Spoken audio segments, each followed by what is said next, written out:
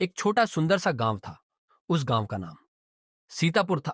वह गांव हरे भरे पहाड़ों से घिरा हुआ था। गांव साधारण था, लेकिन उसकी खूबसूरती निराली थी। बीच से बहती चौड़ी नदी, किनारों पर फैले खेत और चारों ओर हरियाली इस गांव की खूबसूरती को और आकर्षित कर रहे थे। गांव वाले कहते थे, यह नदी हमारी माँ है। यह हमें पानी भी देती है, खाने को मछली भी, और खेतों की प्यास बुझाती है। लेकिन जो इस नदी का अनादर करेगा, नदी उसका सब कुछ बहा ले जाएगी। इस खूबसूरत गांव में रहते थे दो जिगरी दोस्त, राघव और कुणाल। राघव सीधा सादा, मेहनती और दयालु लड़का था। खेतों में जी जान से काम करता, बूढ़ों की मदद करता और बच्चों को पढ़ाई लिखाई सिखाता। कुणाल बिल्कुल विपरीत था, चालाक, महत्वाकांक्षी और लालची। उसे मेहनत पसंद नहीं थी, पर सपने बहुत बड़े थे। धन, शोहरत और आराम से भरी जिंदगी वह चाहता था। दोनों बचपन के दोस्त थे। नदी में तैरना, आम के पेड़ों पर चढ़ना और चौपाल पर कहानियां सुनना, गिल्ली डंडा खेलना, सब उन्होंने साथ किया। लेकिन जैसे जैसे वो बड़े हुए, दोनों के सोच में फर्क आने लगा। एक शाम सूरज डूब रहा था और दोनों नदी किनारे बैठे थे। कुणाल बोला, राघव, ये कैसी जिंदगी है? दिन रात खेतों में खटते हैं और बदले में बस 2 वक्त का खाना। मुझे चाहिए बड़ा घर, ढेर सारा सोना, नाम और इज्जत, पैसा, धन दौलत। राघव मुस्कुराया, कुणाल, असली सुख संतोष में है। मेहनत करो, जो तुम्हारे नसीब से मिलेगा उसमें खुशी ढूंढो। कुणाल हंस पड़ा, संतोष और किस्मत कमजोरों का हथियार है। मैं अपनी किस्मत खुद लिखूंगा और एक दिन मैं ये करके दिखाऊंगा। और वो उठकर वहां से चला जाता है। कुछ ही दिनों बाद गांव में एक बूढ़ा साधु आया। उसने चौपाल पर सबको इकट्ठा कर कहा, इस नदी में एक छुपा हुआ खजाना है। जो उसे पाएगा वह अमीर बन जाएगा। लेकिन सावधान, यह नदी इंसान की नीयत को परखती है। लालच करने वाला सब खो देगा और सच्चाई वाला ही फल पाएगा। जिसके मन में लालच हो, इस नदी के पास ना जाए। गांव वाले हंसने लगे, किसी ने ध्यान नहीं दिया। लेकिन कुणाल की आंखों में चमक और लालच आ गई। बस यही तो मौका है अमीर बनने का, उसने सोचा।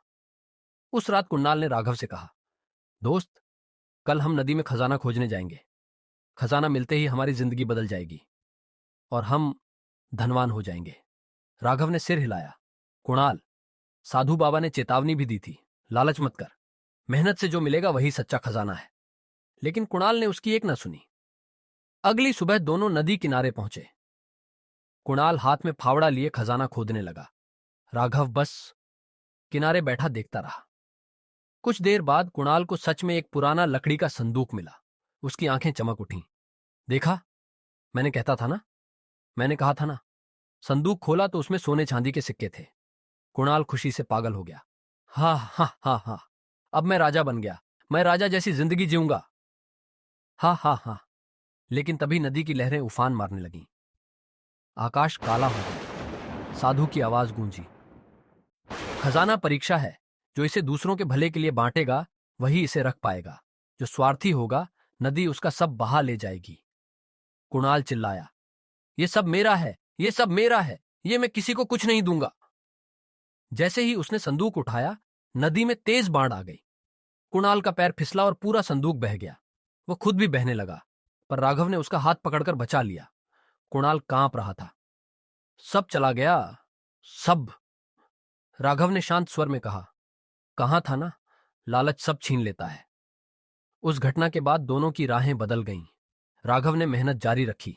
वह किसानों को संगठित कर खेती में नई तरकीबें लाया। धीरे धीरे उसकी मेहनत से गांव खुशहाल हो गया। लोग उसे सम्मान देने लगे। कुणाल शहर चला गया।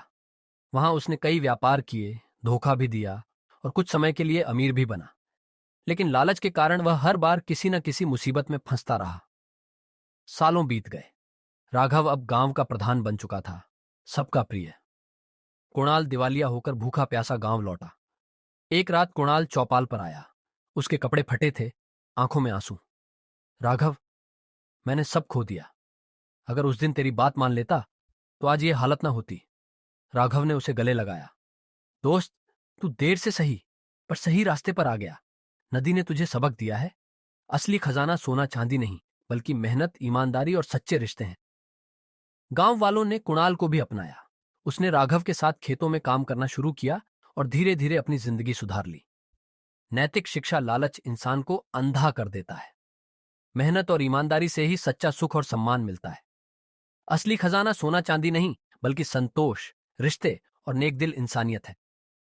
प्लीज वीडियो को लाइक और सब्सक्राइब करें। Thanks for watching.